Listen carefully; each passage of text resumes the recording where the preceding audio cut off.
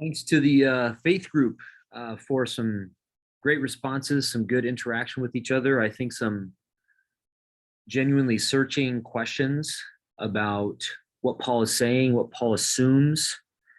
And so I want to take a few minutes here to respond to your conversation and maybe address a few of those questions.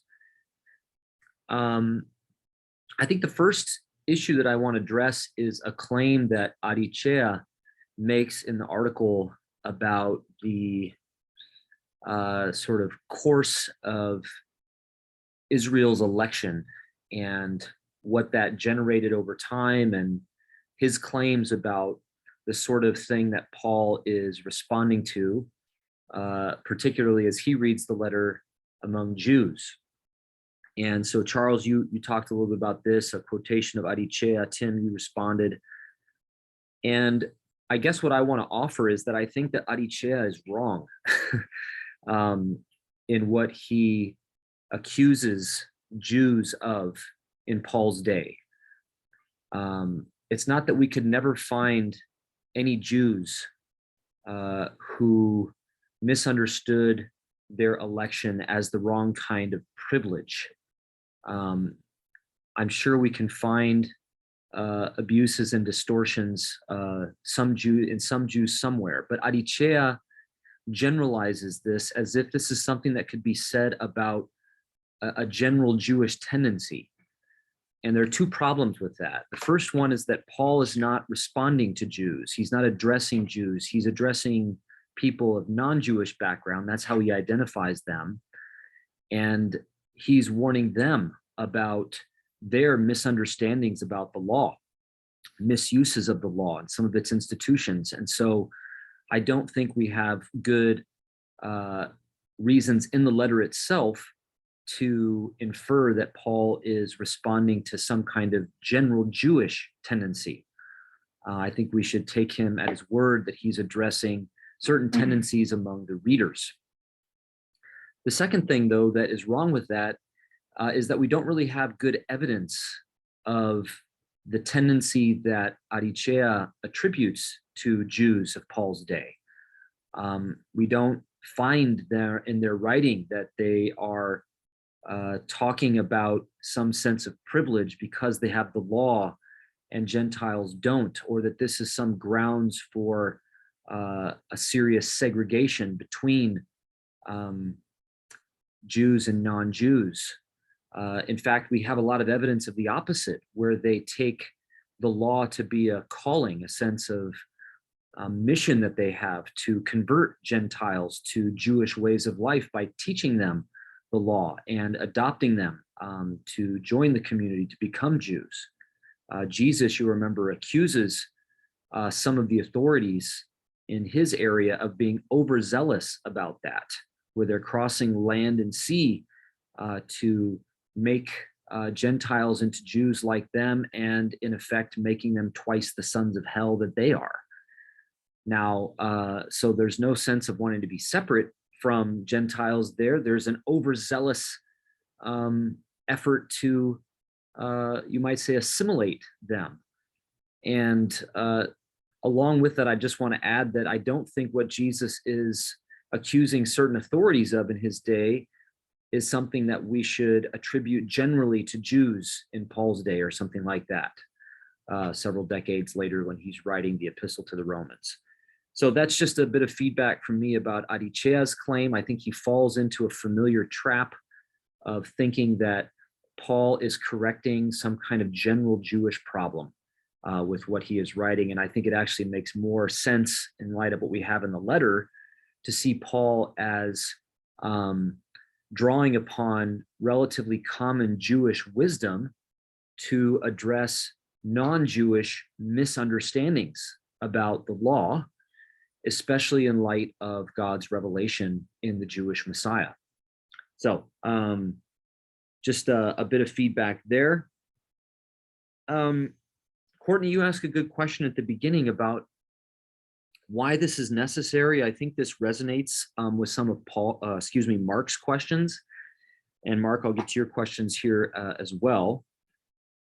Why was it necessary?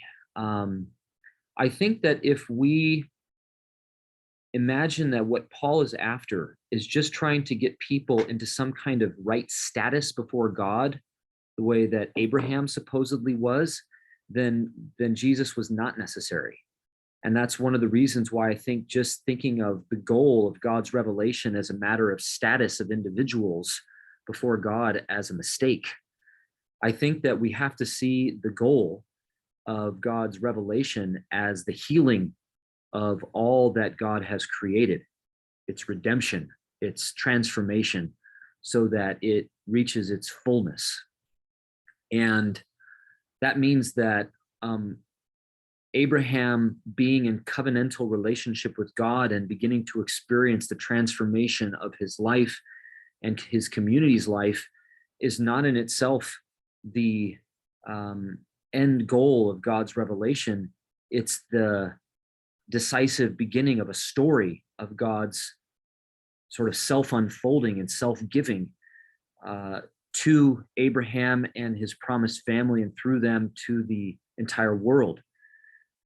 And so why was it necessary for God to be revealed in Jesus the way that God was? Here we might think about what Paul says in chapter 3, and that was there was a problem of power. In other words, the human especially, but the rest of creation that the human is a part of, finds itself as a consequence of the power of sin subject to that power and subject to its manifold effects that Paul calls death. And so the human and the rest of creation are in need of liberation from that enslaving power of sin and death. The faith that God shows to God's creative purpose and then to God's promise to Abraham engenders the faith of God's human partner, both as community and as person. But again, the result of that is not simply to get people sort of in right relation to God. It's the transformation of the conditions of their life together, the life of the human together over time, and by extension, the healing of all creation, as we'll find in Romans 8. So that's why Christ is necessary, is the need for a liberating power from God to free the human and the rest of creation from its bondage to decay, and to fill the human with resurrection power that is a witness to the healing of all creation, freeing it from death, that God has promised to bring about and has decisively begun to bring about through Jesus, as attested by his resurrection from among the dead. The power of that resurrection is the Spirit.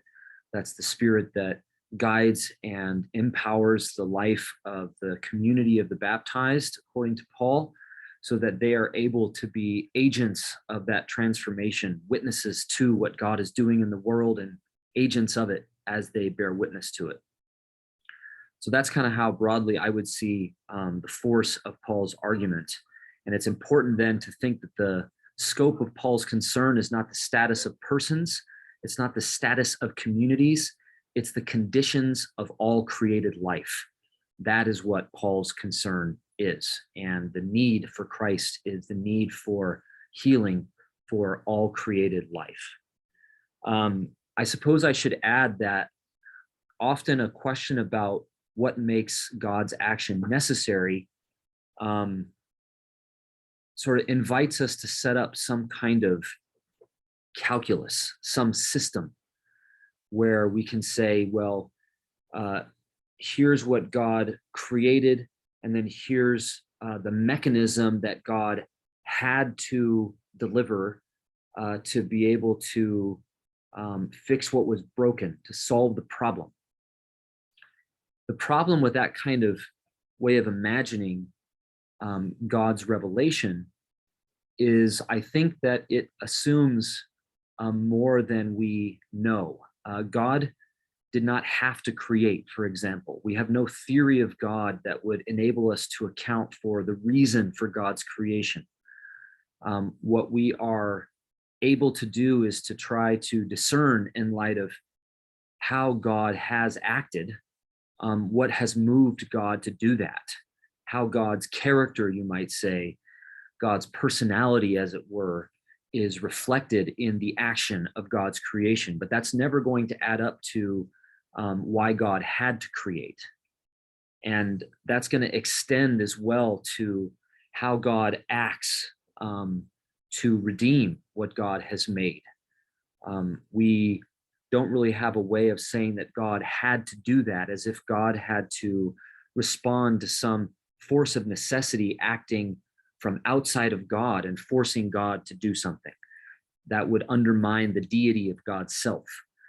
So we have to respect, you might say, the freedom of God, and then to make sense of what constrains or moves God to act in terms of what we might call God's inner life, so that God is moved by the nature of God's self to act in the way that God does.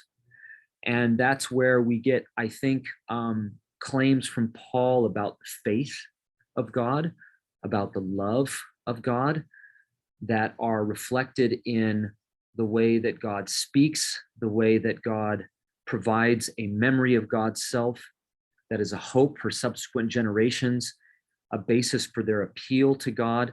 And then that becomes the revelation of God that God is faithful to, when God honors God's word, is faithful to God's promise. And that's kind of the framework within which we have the presentation of Jesus according to Romans. So I think we can say retrospectively, based upon how God has acted, why it was necessary for God to act in certain ways, but we can't sort of draw a picture of God or the world kind of in the abstract and say that God's self is subject to some necessity whereby we could say, this is why it was necessary for God to do something. Because I think that would undermine the freedom that is the nature of God as God. So that's one tack maybe there, Courtney, on your question. I'm happy to take up any further questions you have about that. Along these lines, though, I think we can dive in a little bit to what Tim has highlighted about the nature of faith, because I think that what you have pointed to, Tim, is really significant. I think, Kyan Gran, you talked about this a little bit as well, but it's this understanding of faith is not this positive quality that human beings have that then effectively becomes a basis for the sort of judgment, distorted authority, hypocrisy, boasting that Paul is opposing. Instead, we see that faith is in many ways about what the human does not have. It is a kind of making room for God's glory, for God's action in ways that the human does not control, in the way that the human cannot claim as the human's own. It has to account for in terms of God's gift. That's key to faith. And as you say, Tim, that's what makes faith a kind of power of hospitality, because it is in its nature a kind of making room for the prior and ongoing action of God, as opposed to preempting that or trying to define that as a wrong kind of human authority or power might do. And this is where I think that, based on what I was just saying in response to Courtney's question, we can see how the faith that God reveals is itself a manifestation of the nature of God, meaning that what is it that moves God to create?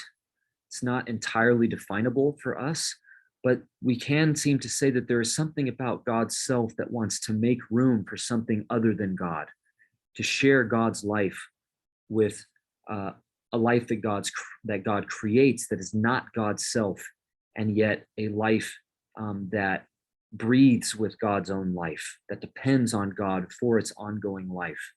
So that God is a hospitable God. That's a way of naming what creation is. And then in the way that God relates to God's creation, especially as it is corrupted, broken by the power of sin, is not to sort of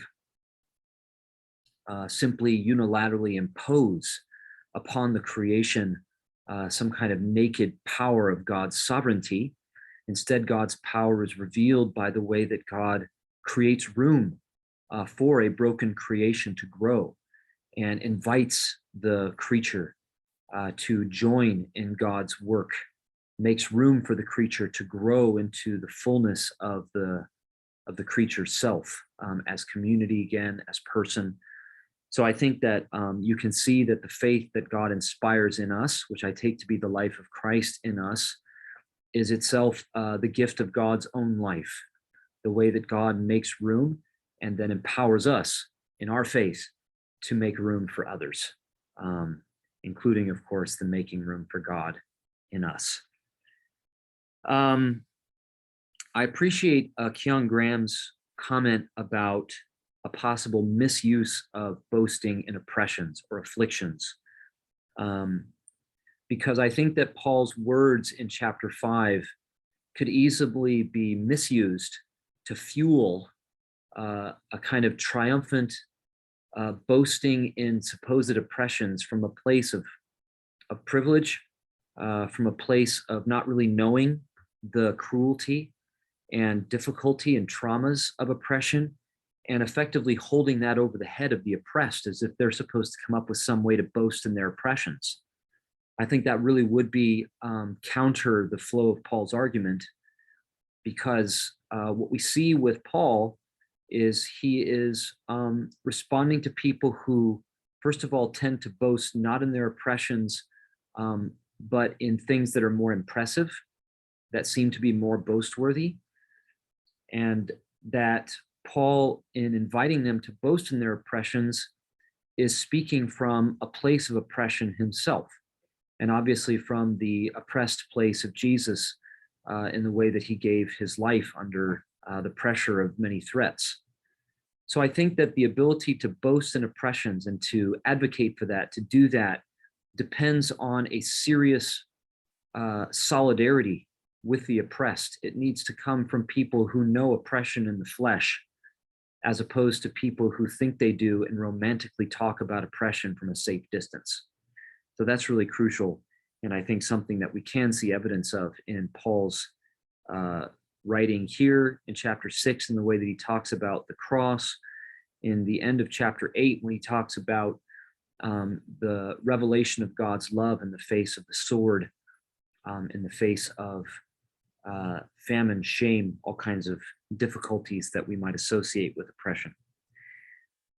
Amanda, I really appreciate your comments about the storytelling nature of Paul's argument and the storytelling nature of his rhetoric. I think that's really significant and not to be underestimated. And as I think you helpfully point to, part of the effect of the way Paul tells the story of the gospel, the story of Abraham, is to draw the readers, including us, the listeners, into this story and to enable us to know this story as our own, to be able to story our own lives after the pattern, say, of the faith of Abraham. And that is something that requires a kind of artfulness. There's not just one way to tell any of these stories. Paul tells the story of Abraham somewhat differently in Galatians. He tells the story of Jesus in a variety of different ways in his letters. I think his storytelling is pastorally sensitive as well as rhetorically driven.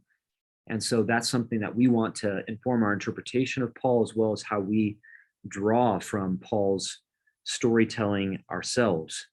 Stories, I think, also have a helpful way of, if they're good, to be messy, to not be clean. Sometimes doctrinal formulations that are overly abstract tend to hide all kinds of ambiguity, whereas Paul's way of telling story, I think, can actually account for all kinds of difficulty and ambiguity that is important to be open to in our making sense of our lives. So that's a good word. Now, Mark, lots of questions from you, which is great. Keep those coming. I think one of the key lines of your questioning. I've tried to address some in how I've responded to Courtney's question, and that is the point of faith. I don't think that we can make sense of the point of faith apart from its purpose to feed the transformation, the healing of the human. There is a power of God that is manifest through faith, which is the gift of Christ's own life that God discloses and shares with the human across the history of especially the family of promise, but beyond that as well. So I think that's key to understanding the point, you might say, of faith. And again, that requires us to see that the idea is not just to get people into a good feeling with God or a good status with God or something. It's actually the actions of justice that repair what is broken about the world, for example. That's part of the effect of God's gift of faith in the world. You do say that there are claims that Paul makes that seem to have a universalist sort of effect. And I think that you're right about that. So I guess I want to just say that there is a universalist kind of drift or tendency of Paul's writing. The force of his argument. I don't think it's a kind of cheap universalism because it does insist on the transformation of the human, and it insists on the involvement of the human in that transformation. If we don't have that going for us, then I think that we will miss something of the nature of Paul's universalism. I do think that Paul undermines our attempt to impose conditions on the action of God to bring about the transformation of the human, but that does not take away that God insists on actually moving in the human and calling to the human until the human responds as the way that God acts in the world. So again, you can respond a little bit more to that if you want. Let me close by just addressing your question, Mark, about the possibly fictional nature of Abraham. I think that I would say something similar about Abraham that I would say about Adam, even if Abraham is perhaps not as remote in the epic past of Israel. And that is that these are figures that are formed in the memory of Israel in retrospect. I don't think that we have a very clear basis on which to simply deny the historicity of a figure like Abraham. But at the same time, I would say that we don't really have good grounds to kind of positivistically say that Paul is simply talking about a clearly definable historical character. Now, Paul may have thought of Abraham that way himself. I'm not sure we even have a basis for that. What I do think we have a basis for, though, and I hope now I'm finally coming around to answer your question, is that the memory, the faith of the people of God got its start somewhere because it is present in the same way that the creation of the world got its start somewhere. The human began somewhere. And what Israel develops over generations is a kind of wisdom to be able to read from the present and the memory that people have inherited, how things must have begun, how the human must have gotten its start in light of how God is present to the human in subsequent generations. And that's how I would make sense of Abraham. How did the people of Israel get its start? How did this faith that has held the people together in relationship to the God that has made the world, how did that take shape?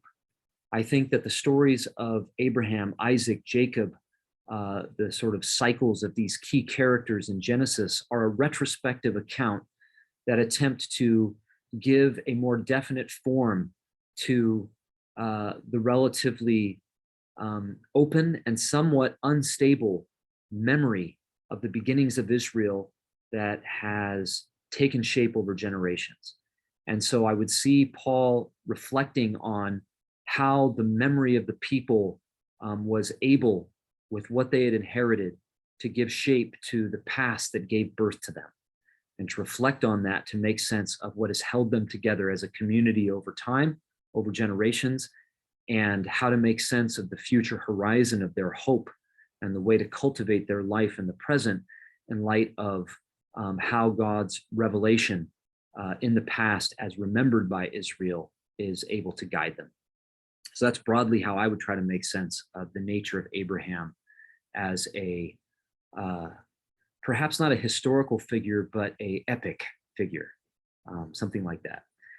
Again, happy to take some more questions about that. Thanks for your attention to these responses. I hope they're helpful to you.